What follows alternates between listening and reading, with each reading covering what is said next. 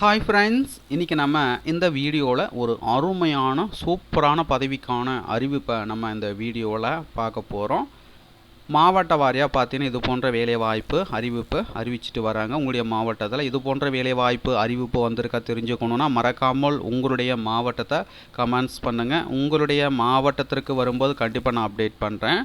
So பார்த்தீங்கன்னா நம்ம இந்த வீடியோவில் பார்த்தீங்கன்னா எந்தெந்த மாநகராட்சி, நகராட்சி, பேரூராட்சிகளில் இந்த வேலைவாய்ப்பு அறிவிப்பு வெளியிட்டிருக்காங்க, என்ன பதவிகள் அறிவிச்சிருக்கிறாங்க, அதற்கான முழு விவரங்கள் நம்ம இந்த வீடியோவில் பார்க்க போகிறோம். முதல் நம்ம இந்த பதவிக்கு எப்படி விண்ணப்பிப்பதுன்றதை பார்த்துட்டு வந்துடுவோம். ஸோ இதற்கான விண்ணப்ப படிவம் வந்து கொடுத்துருக்காங்க. உங்களுக்கு விண்ணப்ப படிவம் வேணும்னா டிஸ்கிரிப்ஷனில் இதற்கான லிங்க் வந்து கொடுக்குறேன், டவுன்லோட் செஞ்சுக்கிங்க.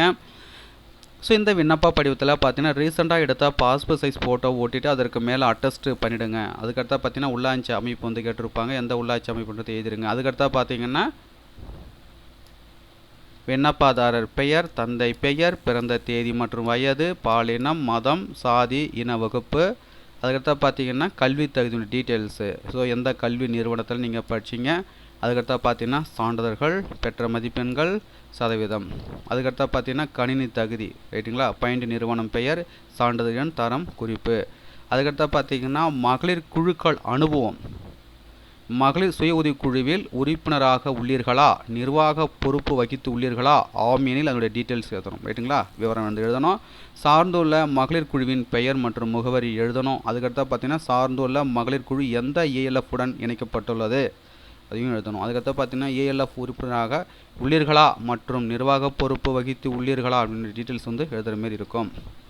பணி அனுபவம் டீட்டெயில்ஸு, இருப்பிட முகவரி, ஆதார் எண், உங்களுடைய ஆதார் எண் எழுதணும்.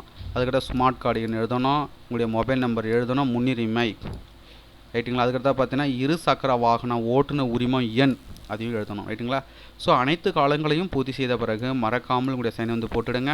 பூர்த்தி செய்த விண்ணப்ப படிவத்துடன் தேவையான ஆவண நகல்கள் அனைத்திலும் செல்ஃப் அட்டஸ்ட் செய்து பூர்த்தி செய்த விண்ணப்ப படிவத்துடன் இணைத்து அவர்கள் கொடுத்துருக்க முகவரிக்கு விண்ணப்பிக்கணும். விண்ணப்பிக்க கட்டணம் கிடையாது.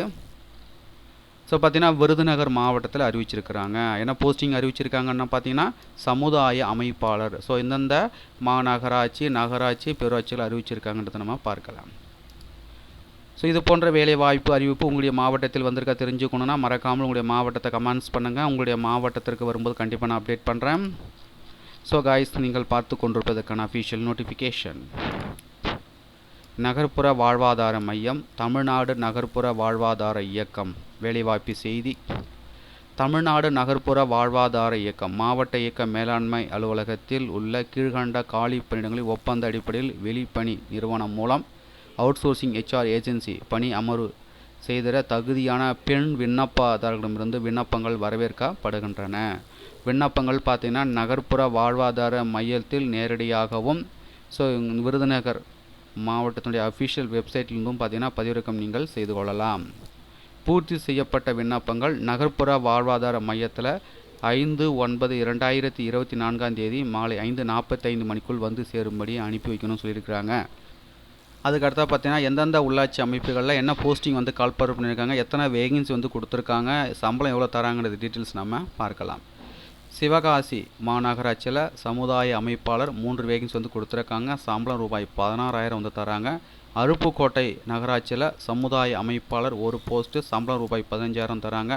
ராஜபாளையம் நகராட்சியில் சமுதாய அமைப்பாளர் ஒரு போஸ்ட் வந்து கொடுத்துருக்காங்க, ரூபாய் 15,000 சம்பளம் வந்து தராங்க. விருதுநகர் நகராட்சியில் சமுதாய அமைப்பாளர் ஒரு போஸ்ட் வந்து கொடுத்துருக்காங்க, சம்பளம் ரூபாய் 15,000 தராங்க. திருவில்லிபுத்தூர் நகராட்சியில் சமுதாய அமைப்பாளர் ஒரு போஸ்ட்டு, சம்பளம் ரூபாய் 15,000 தராங்க. சேத்தூர் மற்றும் செட்டியார்பட்டி பேரூராட்சிகள் பார்த்தீங்கன்னா சமுதாய அமைப்பாளர் ஒரு போஸ்ட் வந்து கொடுத்துருக்காங்க, சம்பளம் பார்த்தீங்கன்னா ரூபாய் 14,000 வந்து தராங்க. 8 போஸ்ட் வந்து டோட்டலாக வந்து கொடுத்துருக்காங்க. இதற்கான கல்வி தகுதின்னு பார்த்தீங்கன்னா ஏதேனும் ஒரு இளங்கலை பட்டம் தேர்ச்சி மற்றும் கணினி இயக்கத்தில் அடிப்படை தகுதிகளை பெற்றிருத்தல் கட்டாயமாகும். விருதுநகர் மாவட்டத்தை சேர்ந்தவராகவும் 5/8/2024 அதிகபட்சம் 35 வயதிற்கு உட்பட்டவராகவும் இருக்க வேண்டும் மற்றும் இருசக்கர வாகன ஓட்டுநர் உரிமம் பெற்றிருக்க வேண்டும் அப்படின்னு சொல்லியிருக்காங்க. மகளிர் குழுக்கள் திட்டம் தொடர்பாக ஒரு வருட கால களப்பணி அனுபவம் பெற்றிருக்க வேண்டும். ஸோ தகுதியும் விருப்பம் உள்ளவர்கள் அப்ளை பண்ணிக்கோங்க. மேலும் உங்களுக்கு கூடுதல் விவரங்கள் வேணால் நோட்டிஃபிகேஷனுடைய பிடிஎஃப் லிங்க் நீங்கள் பார்த்து கொண்டிருக்க இந்த வீடியோக்கு கீழே உள்ள டிஸ்கிரிப்ஷன் லிங்க் வந்து கொடுக்குறேன், டவுன்லோட் செய்து ரீட் பண்ணி பார்த்துங்க.